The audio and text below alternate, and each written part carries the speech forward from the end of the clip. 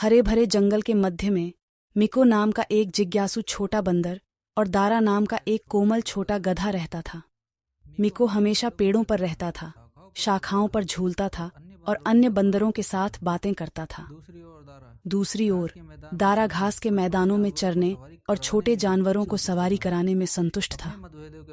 अपने मतभेदों के बावजूद वे सबसे अच्छे दोस्त थे। एक धूप भरी सुबह जंगल में एक समस्या उत्पन्न हो गई। लंबे सूखे के कारण एक समय प्रचुर मात्रा में बना जलाशय सूख गया था। जानवरों में दहशत फैल गई क्योंकि उन्हें एहसास हुआ कि उनका जल स्रोत गायब हो गया है। मिको और दारा अपने दोस्तों के लिए चिंतित थे। उन्होंने किसी भी तरह से मदद करने का फैसला किया। मिको ने अपने फुर्तीले स्वभाव के कारण समाधान की तलाश में गहरे जंगल में जाने का फैसला किया। वह एक पेड़ से दूसरे पेड़ पर घूमता था, बुद्धिमान उल्लुओं से सलाह लेता था और यहां तक कि गिलहरियों से भी बातें करता था। एक दिन उसकी नज़र एक छिपे हुए झरने पर पड़ी। ये बहुत दूर था, लेकिन मिको जानता था कि उसे इसका पानी वापस जंगल में लाना होगा। इस बीच दारा ने अपनी ताकत का इस्तेमाल झरने से जंगल तक खाई खोदने में किया।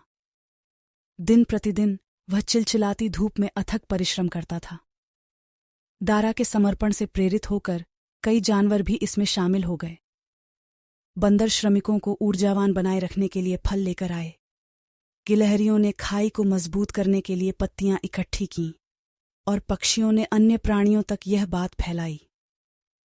जंगल में वापस मिको ने बांस के पाइपों की एक श्रृंखला बनाने की योजना तैयार की, जो झरने से पानी को जंगल तक ले जाएगी। उसने पाइपों को सुरक्षित रूप से जोड़ने के लिए अपनी तेज उंगलियों का उपयोग करते हुए कड़ी मेहनत की। रास्ते में उसे एक बुद्धिमान बूढ़ा कछुआ मिला, जिसने मार्गदर्शन दिया। कछुए ने मिको को सिखाया कि पानी की हर बूंद कीमती है और जानवरों के बीच एकता उनके अस्तित्व के लिए महत्वपूर्ण है। कई दिनों की मेहनत के बाद दारा और उसके श्रमिकों के समूह ने आखिरकार खाई पूरी कर ली। झरने का पानी जंगल में बहने लगा, जिससे कभी सूखा हुआ जलाशय भर गया। जानवर खुश हुए, दारा के अटूट दृढ़ संकल्प के लिए आभारी हुए। मिको की बांस पाइपलाइन भी तैयार थी। उसने सभी जानवरों को जलाशय पर एक भव्य उत्सव के लिए आमंत्रित किया। जब वे पहुंचे तो वे मिको की सरल रचना से चकित रह गए। पाइपों ने पानी को सुचारू रूप से पहुंचाया और जानवरों को एक सामान्य लक्ष्य के लिए मिलकर काम करने के मूल्य का एहसास हुआ। मिको और दारा एकत्रित जानवरों के सामने खड़े थे। उन्हें अपने प्रयासों पर गर्व था।